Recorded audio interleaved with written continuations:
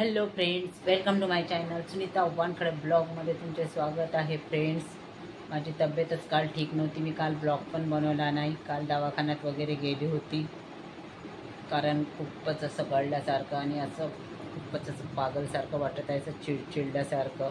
काल अजिबात ताकद नव्हती बसायची वगैरे. माझी बहीण आणि जावई म्हणत होते की बा सलाईन वगैरे घेऊन घ्या. मी सलाईन नाही घेतला. काल दवाखान्यात गेली, औषध वगैरे घेतली. काल ब्लॉग पण बनवला नाही, कशातच काल इच्छा नव्हती होत. आज थोडं बरं वाटत आहे, कारण डॉक्टरांनी टॉनिक वगैरे लिहून दिल्या, गोळ्या वगैरे लिहून दिल्या. कारण जेवण्याची पण इच्छा होऊन नाही राहिली काहीच. असं थोडंफार जेवलं की असं इच्छाच नाही होत. अर्धी एक पोळी खाल्ली का जेवणाची पुढे खूपच कसं तरी वाटत आहे. काय करावं समजून नाही राहिलं आहे. डोकं असं फुटल्यासारखं वाटत आहे, कशातच मन लागत नाही. इथे पण माझी बहीण आता म्हणत आहे की तू जाऊ नको बरं वाटेपर्यंत नागपूरला. पाहतो आता, जमलं तर 1-2 दिवसांनी निघून जातो.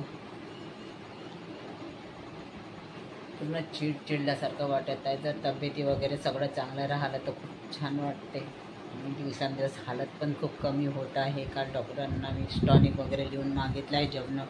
जेवण वगैरे करायचं झालं पाहिजे बा म्हणून. तर पाहते, जर बरं वाटलं तर उद्या परवा निघून जाईल नागपूरला.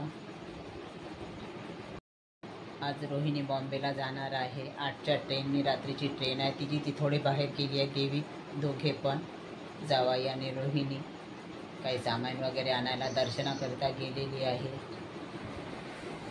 चला मग, कालच त्यांचा पाहुणचार वगैरे झाला आहे. माझ्या बहिणीने कालच बासुंदीचा पाहुणचार केलेला आहे.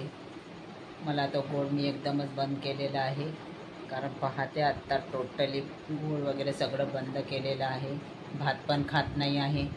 आणि माझ्या बहिणीने शुगर फ्री, तिथे साखर आणलेली आहे. थोडी चहा वगैरे सकाळी पाहिजे बा म्हणून शुगर फ्री ती साखर आणलेली आहे. चला पाहू आता यावेळेस काय आराम कसा होते, तर किती आराम पडते, किती निघते शुगर. तर मी गोड वगैरे काहीच खात नाही आहे. आता भात पण नाही खात आहे 3-4-5 दिवसापासून, कारण भातामुळं पण शुगर कंट्रोल होत नाही म्हणतात. चला बघूया आता काय परिणाम होते. तर पण खूप चिडचिडल्यासारखं आणि डोकं असं फुटल्यासारखं वाटते. आता पाहतो, कशातच मन लागत नाही आहे.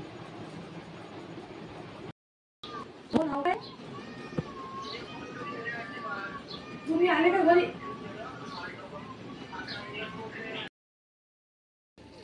रोहिणी जात आहे आता बॉम्बेला.